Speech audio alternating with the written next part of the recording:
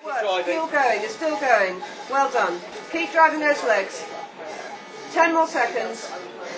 You're nearly at 40, keep going if you can. Okay, that's fine, stop there. Just relax.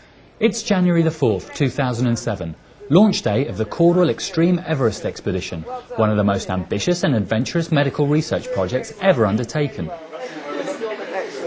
Over 200 volunteers will climb to Everest Base Camp, while the effects of oxygen starvation on their bodies is measured by a team of researchers from UCL Centre of Aviation, Space and Extreme Environments Medicine. The whole point of Xtreme Everest is to allow us to learn more about how the critically ill respond to low oxygen levels. Critically ill patients pretty universally have low oxygen in their cells, but they're very, very hard to study. What we have is a much simpler model where we can take healthy people to altitude and just look at the effect of hypoxia on them, separating that out from all the other things that are going on in the critically ill. So behind you can see at the moment some of the volunteers who are helping us do the testing put through a whole series of tests which are exactly the same as what they will be going through as they ascend to altitude in Nepal.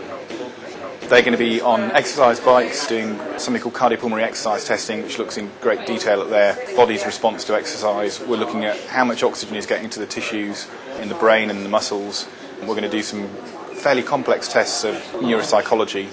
So kind of tests where you ask people to move pegs around boards and remember lists of names and numbers. And we're going to look at the brain in other ways. We're taking pictures of the retina, we're measuring the speed of reaction of the eyes. And in addition to that, we're taking some blood tests to look at genetics and some other mediators in the blood.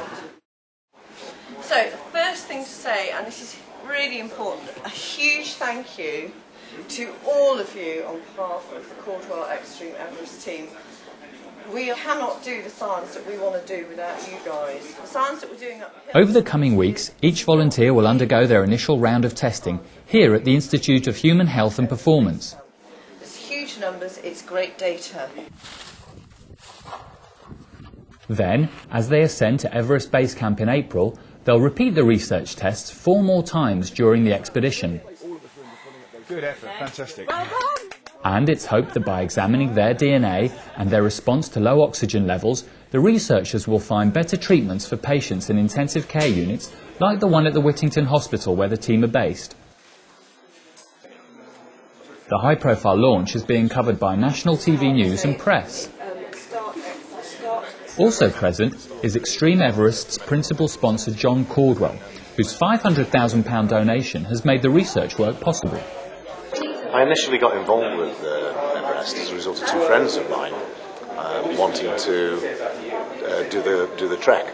They'd spotted it in the newspapers and asked me if I'd join them. And I had to think about this long and hard for a couple of seconds and said yes. But then they explained to me it was also to do with a medical expedition where we were going to be used as research materials to take all the measurements and tests off us. And that, I've always had an interest in medicine, so that interested me on a sort of intellectual level. So there was already 2 components there. I have been on intensive care units before as a result, unfortunately, of a family that have needed that treatment.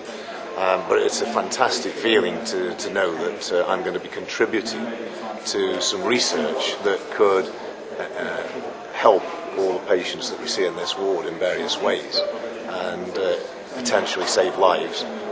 Being able to be a part of that in some small way is fantastically exciting.